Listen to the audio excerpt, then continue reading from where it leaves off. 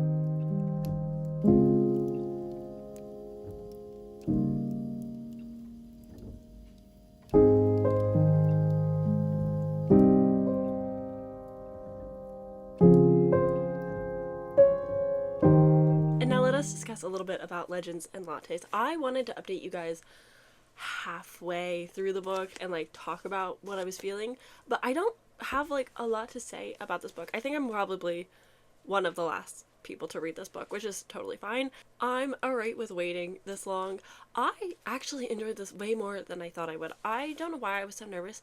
I think part of me was because everyone talks about how cozy it is and how it's like a high fantasy, low stakes thing, very much like a D&D party in their downtime, or in this case, a retired adventurer starting a new cozy life with a coffee shop as seen on a previous adventure and wanting to make a new fresh start for themselves. And so we follow Viv, and eventually we get her new coworker Tandry. Tandry, there's this guy Cal who helps with the construction and like repairs of the shop. Thimble, who I would die for, is a rat humanoid race who does all of the baking. It's cozy.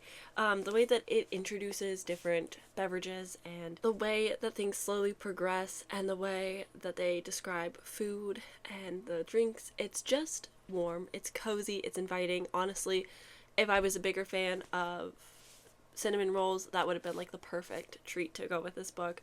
It's just really like all about slow living and enjoying cafes, which truly, like, I wish that I was experiencing that. We don't really have great cafes here, so it's not something I do too often, but oh boy, it's cozy.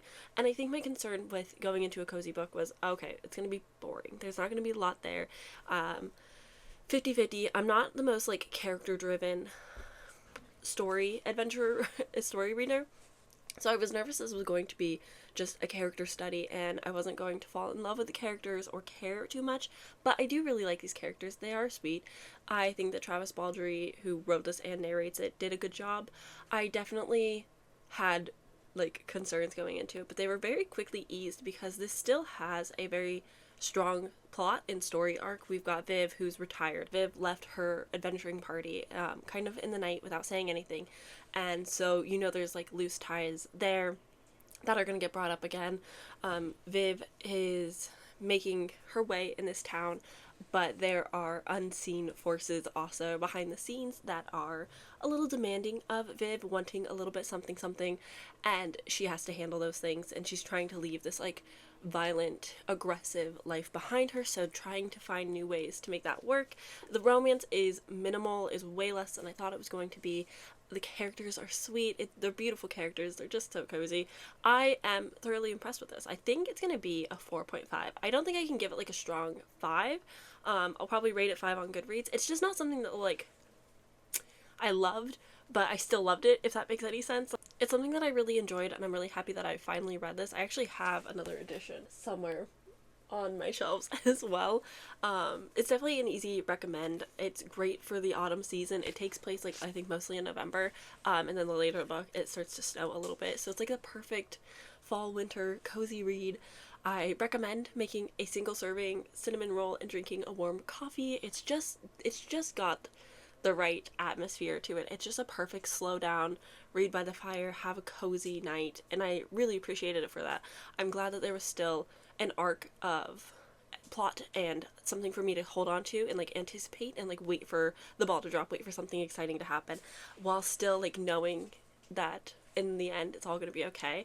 I would say out of all the cozies that I read, this is definitely the best, and I can see why this is like definition of cozy book. I can see why this one paved the way for so many. I will still dabble in cozy here and there, but it's definitely still not like my favorite genre, but this one was stunning. I really enjoyed it. I loved all the food descriptions especially. Oh, so good. So yeah, I highly recommend. I want everybody to read this. It's beautiful. It's very sweet, and I will be continuing with the prequel hopefully soon. I have the audiobook on Libby. With all of that said, with my review out of the way, that is going to be it for this little video. I hope that you guys enjoyed. It's just a very slow live-in type of day, just a very cozy atmosphere. I read this over 2 days and it was just nice. It's just what I needed. So yeah, I highly recommend take a weekend, slow down, relax, read a good book, have a good cup of coffee, light a candle, put on an ambiance room, do whatever it is you need to do to feel cozy, because you deserve it. And I will see you guys tomorrow for my next video. Bye!